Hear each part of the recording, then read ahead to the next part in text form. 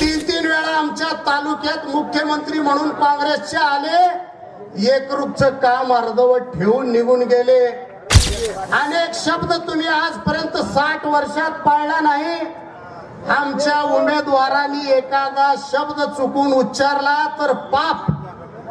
तुम्ही वाटेल तेवढे चुका स्वातंत्र्यापासून आजपर्यंत केला तर ते सगळे माफ।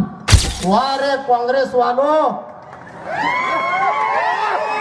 स्थानिक स्वराज्य संस्थांच्या आगामी निवडणुकीची चाहूल लागताच अक्कलकोट नगरपालिकेत नगराध्यक्ष पदासाठी जोरदार राजकीय हालचाली सुरू झाल्या आहेत।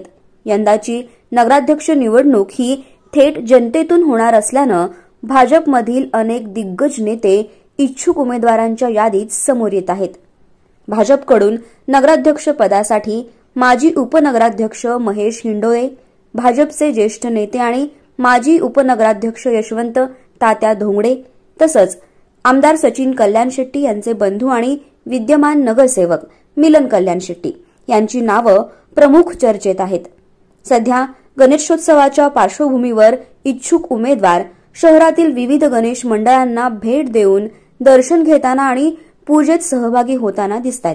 दरम्यान गणेश मंडपावर राजकीय कट्ट्यांमध्येही नगराध्यक्ष पदाचं तिकीट कुणाला मिळणार, महेशांना की मिलनदादा, अशा चर्चांना उधाण येते। नगरसेवक पदासाठी प्रत्येक प्रभागात कार्यकर्त्यांची झुंबड उडालेली दिसून येते।